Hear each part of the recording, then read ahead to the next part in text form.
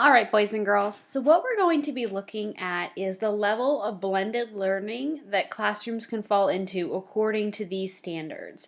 Now, how these standards are divided up, or how this particular section of the standards are divided up, is by instructional material level, instructional resources, assessment, and communication. And across, you'll see that goes down from the top to the bottom.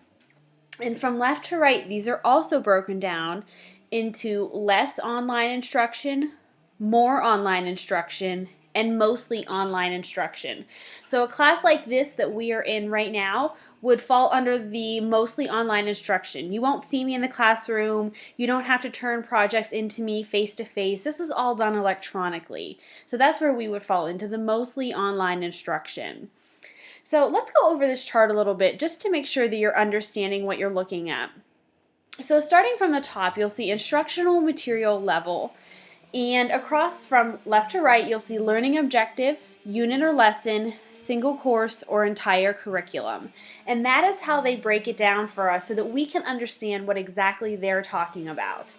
This is super helpful. This is a nice way for it to be broken down. You can see exactly how they're listing the classrooms, where you fall into that classroom. The next is instructional resources. Courses minimally uses digital content, resources, tools, and supplement instruction. So this is a class where you're in the brick and mortar classroom, you're maybe visiting internet and technology once or twice, kind of using it for projects, but the core of your instruction is happening from a teacher face to face. And as you move from left to right, you'll see digital content, resources, and tools expand and enhance the curriculum and content. So that may be a classroom where 50% of the time you're in a lecture setting, while the other 50% of the time you're visiting online instruction, or you're using technology, maybe your web books, maybe notebooks, things like that. And the next section of that is use of digital resources and tools are integral to content, curriculum, and instruction. So that would be a class, like I said, like this one, where you're taking all of your instruction online. You still have access to a teacher, but without the technology, this classroom would not be operating.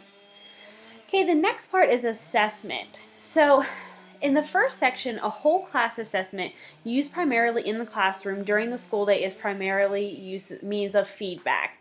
So what that means is, as a teacher, like I said, this is the brick and mortar classroom where instruction is offered. It's in the classroom, it's throughout the school day, and all of that feedback from the teacher, or from the students to the teacher, is happening right there in the classroom.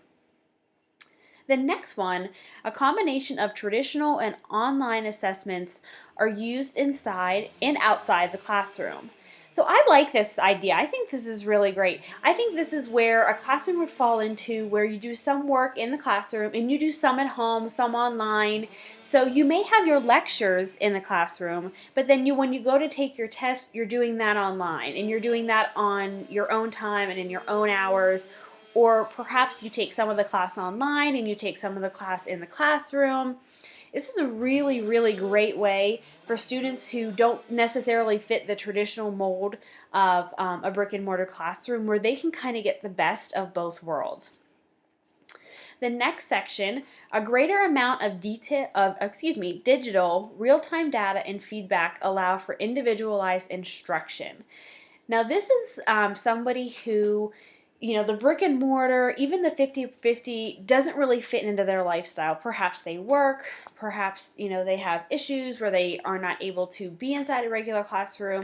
So this means that instruction is individualized to that student, where we make sure that whatever that student needs, that student is getting. And we can offer that through the online instruction, where we may not be able to offer that in a traditional classroom setting. The next part is communication. So this is, pretty typical. The first section for less online instruction is that it occurs primarily inside the physical classroom. That's for my students that I see every day, and for the students that maybe I see a couple times a week, where they have a question, they come to me, I'm there, and they can ask. The more online instruction is it's a mixture, which means that you may have me as your lecturer inside the classroom, you may not. You may primarily have contact with me through online. However, you may also have it through the classroom. It also means that some of my lectures may be posted online where you just go back and you watch it and you can ask questions, or you can watch it 10 or 20 times in a row if you want to. Although some of those lectures may be ones that I sit down in front of the computer and you log on at a certain time and you watch me live as I give a lecture. And the last one is the online instruction that primarily occurs when you're at home, maybe I'm at home, or I'm in the classroom and I'm just giving you all of your information, all of that content on the computer and through technology from a distance. That means you have probably little face-to-face interaction with me, yet you're still getting all of the core content that you need. It's just through the use of technology.